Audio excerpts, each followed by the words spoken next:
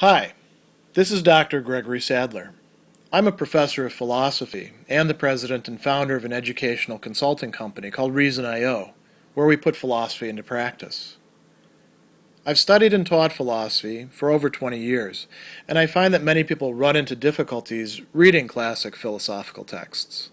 Sometimes it's the way things are said or how the text is structured.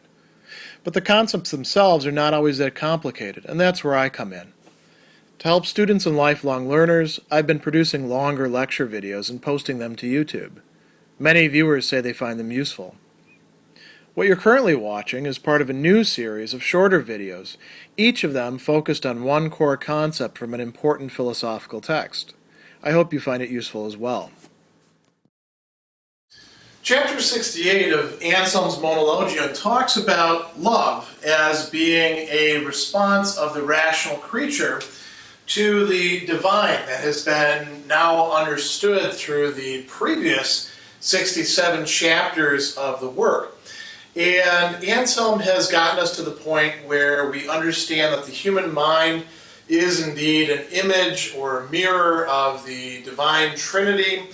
And now he's looking at what the human being's response ought to be. And he's placing it in terms of rationality, but also in terms of love. For a lot of people, these are sort of separate from each other. There's rationality, and then there's affectivity. There's the intellect, and then there's the will and the desires and all those sorts of things. For Anselm, although we can indeed distinguish the will from, say, the intellect or reason, and those aren't exactly the same thing as, say, the appetites, these are actually going to pervade each other to a certain degree in the human person. And it's a rational response to love. So let's take a look at how he actually sets this out. He says that the rational creature can recognize, and this is part of what it means to be fully rational, that it ought to express the divine image that is impressed upon it. This is the divine image that we've already talked about a little bit. And so what does that divine image comprise? Remembering, right? Understanding and loving, and it remembers, understands, and loves itself, but it also does this, all three of these acts or functions, in relation to the supreme good. And you say, well, why does it have to do, that? Why? Well, if you actually do, in fact, remember or understand the supreme good as the supreme good, you're going to love it. And that's part of what we're getting to in a moment. It would be irrational not to love it. So he says, it seems to follow the rational creature should strive for nothing else so much as to express through, and something I don't have here on the board, voluntary action. Our choices ought to be determined by what rationality tells us about the divine. So he says, aside from the fact that it owes its very existence to the one who created it, so there's one reason why it ought to do that, perhaps out of a sort of ontological gratitude. If it recognizes that it can do nothing else so preeminent as to remember, understand, and love the supreme good, it will certainly be convinced that it ought to will nothing else so preeminently. Now, what does all that mean, to will preeminently? Well, that means that when you get a tough situation where you have to choose between remembering, understanding, loving the divine good, the supreme good from which all other goods come, and being attracted by other goods, which are genuine goods, but are not as good as the supreme good, you ought to give preference to the supreme good rather than saying, I'll get back to that in a while. So Anselm is saying there's a prioritization here that ought to be taking place, and it's one that ought to be reflected not just in our rationality, but also in our volition, in our will, in our voluntas in Latin, or, the verb for it is vella in Latin. So he says, going on from this, furthermore, what does it mean to be rational?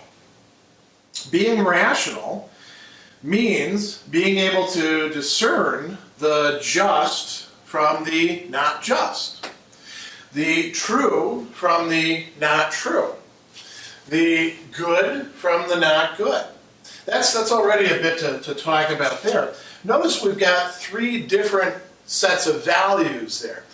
Rationality for somebody like Anselm is not simply about discerning the true from the not true and then building everything else off of that. Rather, rationality already extends into what we could call the domain of practical rationality. The just from the not just, the right from the wrong, right? Or the good from the not good, the good from the bad, the good from the evil. And notice that it's not just a matter of off-on switches, right? There are continua for this as well. The greater good from the lesser good. This is indeed, for Anselm, the function of the rational mind. It is not as if the rational mind is concerned only with, speculative matters, that it only engages in, say, critical thinking and doesn't also do ethics at the same time. All of these are parts of what it does. So he goes on and he says, this ability is altogether useless for it and utterly empty unless it loves or repudiates, rejects, reprobate, right? Rational being exists in order to love or to reject, to say yes, to say no, to pursue, to pull away from, in accordance with what the rational discernment judges about these things. So when reason tells us, hey, that thing over there is good, that thing over there is not good, or that thing over there, and you can't have both of them, is better than the other one, we ought to love, that ought to be our response, we ought to love the thing that is good or the greater good, and we ought to reject, or, later on he's going to talk in terms of contemning, contemnere, to disdain, to put aside. Things that are not in accordance with what is actually good. Likewise, we want the true, we want to avoid falsity, we want the just, we want to avoid what is not just. So that is part of what it means to be rational. What is the upshot then for the divine? Well, like I put here, the rational creature was made to love the supreme essence above all other goods. That's part of what it means to be rational, to be able to recognize that the supreme good is indeed a better good, a higher good than all the other goods. It's the one that trumps all of them. It's also one that is more true.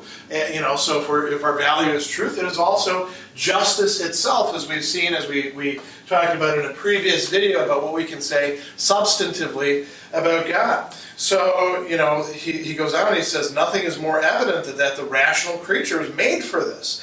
Indeed, that it might love nothing but him or what it loves for his sake, since he is good through himself and nothing else is good through him. Now, there's one last corollary to this as well. The rational creature cannot actually love the divine unless it also remembers the divine, keeps it in memory, right? And understands the divine. It's not possible, Anselm thinks, to just have a blind, sort of dumb love that doesn't know what it's loving at all. We talk about blind faith, we can also talk about blind love.